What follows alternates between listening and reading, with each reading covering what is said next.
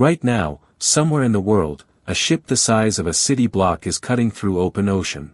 It is carrying 2 million barrels of crude oil. Every single day, the world consumes 100 million barrels of oil. Oil is inside your car, your phone, your clothes, your medicine, your food packaging, your toothbrush, your shoes, and the asphalt road you walked on this morning. You have been surrounded by oil your entire life without ever once thinking about it. But tonight, imagine every drop of it simply vanishes. Every oil field goes dry. Every pipeline runs empty. Every tanker carries nothing but air. Most people think of oil as fuel. Something cars drink. Something planes need. That understanding is correct but dangerously incomplete. Oil is the single most versatile raw material human civilization has ever found. It is not just energy. It is the building block of the modern world. Plastics come from oil. Synthetic rubber comes from oil. Fertilizers that feed half the world come from oil. Medicines, cosmetics, paints, adhesives, synthetic fabrics, computer components, all derived from oil in ways most people never realize. When oil disappears, it does not just stop cars. It stops almost everything simultaneously. The first thing that happens is transport. Within minutes of oil disappearing, 1.4 billion cars stop simultaneously. 25,000 commercial aircraft in the air at any given moment lose their fuel source mid-flight. Emergency landings begin happening on highways, fields, and anywhere flat enough to survive. Every cargo ship loses propulsion. The global shipping network that carries 90% of everything humans trade simply stops moving, and that is just the beginning. Within 24 hours food supply chains begin breaking down. Tractors stop working. Harvesting machines go silent mid-field. The fertilizers that modern crops depend on, manufactured from petroleum, stop being produced. Without fertilizers, crop yields drop dramatically within one growing season. Without tractors, fields go unharvested. Without trucks, the food that was harvested cannot reach cities. Supermarket shelves begin emptying within 72 hours. Not because food disappeared. Because the oil-powered system that moved food from farm to shelf stopped functioning entirely. Heating collapses next. Roughly half the world heats their homes using oil-based fuels. In winter, this becomes immediately life-threatening.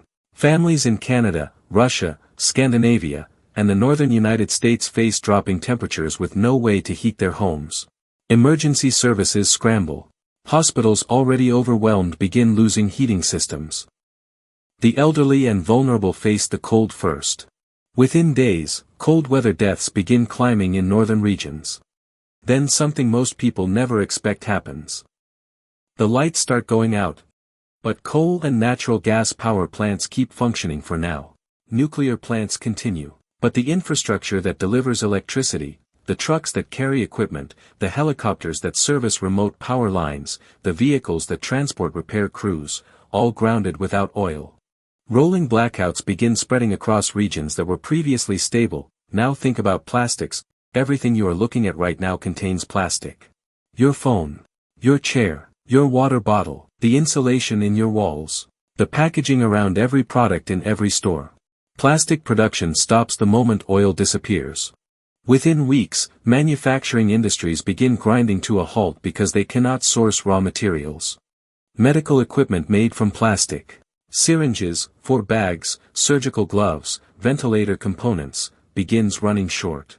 Hospitals begin rationing. Medical procedures that seemed routine become complicated. The petrochemical industry collapse creates a chain reaction most economists never modeled because nobody truly believed oil could vanish overnight. Synthetic rubber disappears. Tires stop being produced.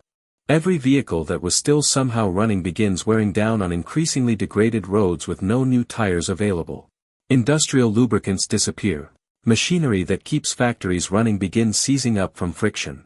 The manufacturing world, already struggling without transport, begins losing its ability to produce almost anything at all. But something unexpected happens too. The geopolitical map of the world rewrites itself overnight. Countries that built their entire power and wealth on oil, Saudi Arabia, Russia, UAE, Kuwait, Iraq, Iran, Venezuela, lose their leverage simultaneously. The most powerful weapon these nations had was always oil. Without it, their bargaining position collapses. Saudi Arabia spent decades funding influence around the world using petrodollars. Those petrodollars vanish with the oil. Russia, whose economy runs almost entirely on energy exports, faces an immediate economic crisis deeper than anything it has experienced in modern history.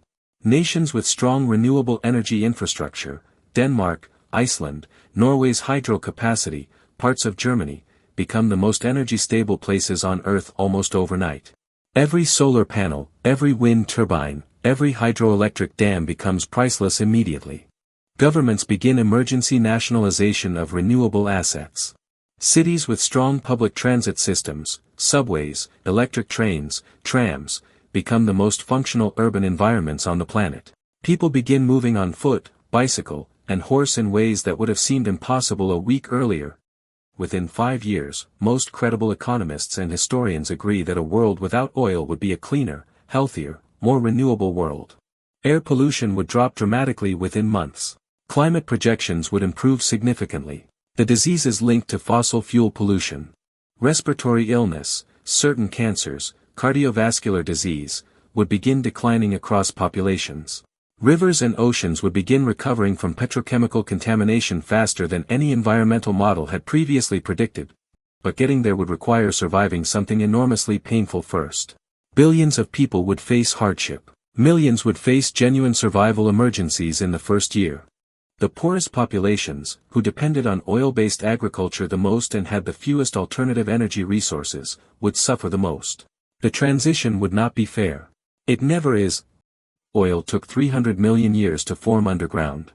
Ancient organisms died, sank, compressed under unimaginable heat and pressure across geological time to produce the black liquid that powered the last 150 years of human civilization.